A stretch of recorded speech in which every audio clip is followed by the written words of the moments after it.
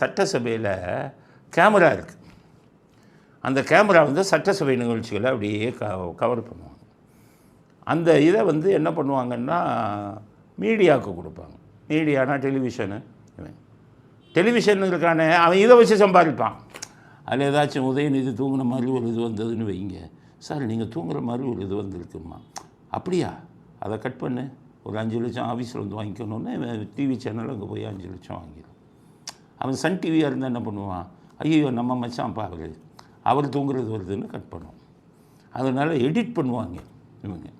ஸ்டாலின் தூங்குறது, உதயநிதி மொபைல் ஃபோனில் அப்படியே வாட்ஸ்அப்பில் மெசேஜ் அனுப்புறது, இன்ஸ்டாகிராம் பார்க்குறது, லைக் போடுறது. யாருக்கு லைக் போடுவார்னா உங்களுக்கே தெரியுமே, அவர் யாருக்கு லைக் போடுவார். ஸ்டாலினுக்கு அது ஃபோனே ஆப்ரேட் பண்ண தெரியாது.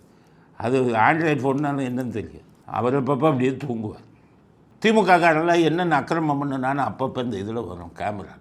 அதனால் ஸ்டாலின் என்ன பண்ணுறாரு, டேய் கேமராவை அப்படியே போடாத, அப்படியே வெளியில் கொடுக்காது, வாங்கி எடிட் பண்ணிடு. நம்ம தூங்குறது, நம்ம வீடியோ பார்க்குறது, மொபைல் பண்ணுவாங்க, கட் பண்ணுட்டார். இப்போ விஜய் வந்து ஒன்று என்ன சொல்லிட்டாரு, கட்டே பண்ணாத, அப்படியே டைரெக்டாக போடு, எவன் தப்பு பண்ணுறானோ மக்களுக்கு தெரியட்டும்னு இப்போ கேமராவில் அப்படியே போட ஆரம்பிச்சிட்டாங்க.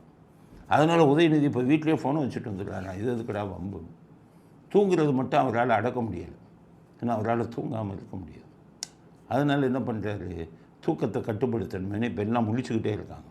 அதனால் விஜய்க்கு வந்து ரொம்ப நன்றி சொல்கிறோம். இந்த பயிலுக என்னென்ன பண்ணானோ அதை பூரா கேமராவில் காமிங்க. குறிப்பாக அந்த திமுக சைடு இருக்கிற 59 பேரை காமிங்க. நிறைய மண்டவாளம் வரும், எல்லாருக்கும் பயம் வரும். ஐயோ நம்ம இங்கே ஏதாச்சும் பண்ணால் தமிழ்நாடு பூரா பார்த்துருவாங்க. அப்படி இது நல்ல ஒரு முடிவு.